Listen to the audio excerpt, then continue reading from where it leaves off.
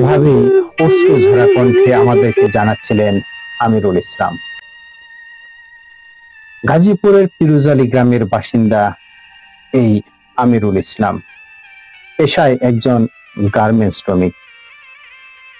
দুই সন্তান নিয়ে ছোট্ট একটি সুখের সংসার তার। একটি বোন ছিল, বিয়ে দিয়েছেন অনেক আগেই।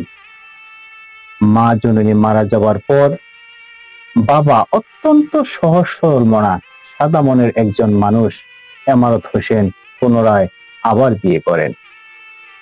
পিরুজালিতে না থাকলেও পরের স্ত্রী কালিয়াকৈর উপজেলা ফুলবাড়িয়া গ্রামের বাসিন্দা বলে সেখানে তিনি সেটেল হয়ে যান। পরের ঘরে আবারও দুই কন্যা সন্তানের জনক হন এই এমারত হোসেন। আগের ঘরের এক কন্যা ও পরের ঘরের দুই কন্যা এবং একমাত্র ছেলে আমিরুল ইসলাম আলাদা আলাদা থাকলেও স্নেহ, মায়া, মমতা এবং ভালোবাসা একই সুতায় গাঁথা।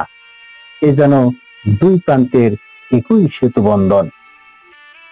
দিন মাস পেরিয়ে ভালোভাবে দিন পার হচ্ছিল তাদের, কিন্তু বিধির লিখন সুখ বেশি দিন সইল না এমারত হোসেনের। অতি উচ্চ রক্তচাপের কারণে স্ট্রোক করেন 70 বছর বয়সী এই এমারত হোসেন। ভাগ্যক্রমে হয়ে যায় মুখবধির, কথা বলতে পারেন না, একটি পা শেষে শেষে এখন তার পথ চলা। তারপরেও তিনি থেমে নেই। কুরবানি ঈদের পর মেয়ের বাড়িতে বেড়াতে যান কালিয়াকৈরে। কিছুদিন বেড়ানোর পর বাড়ি আসবে বলে মেয়ের জামাইকে বলেন।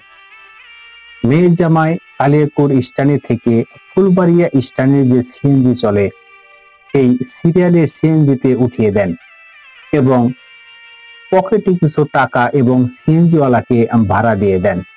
সিএনজিওয়ালাকে বলে দেন, ভাই ফুলবাড়িয়া স্ট্যান্ডে ওনাকে নামিয়ে দিবেন। সিএনজিওয়ালা নামিয়েও দিয়েছিলেন, কিন্তু নামিয়ে দিলেও এমারত হোসেন আর বাড়ি ফেরেন নাই। অনেক জায়গায় খোঁজাখুঁজি করার পরেও তাকে আর কোথাও খুঁজে পাওয়া যাচ্ছে না। একমাত্র ছেলে রাস্তায় রাস্তায় পাগলের মতো ঘুরছে অশ্রুসিক্ত নয়নে। ফিরে পেতে চায় তার বাবাকে,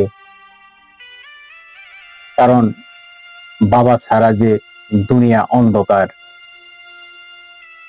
তাই এই 70 বছর বয়সী বাবাকে ফিরে পেতে চায় আমিরুল ইসলাম।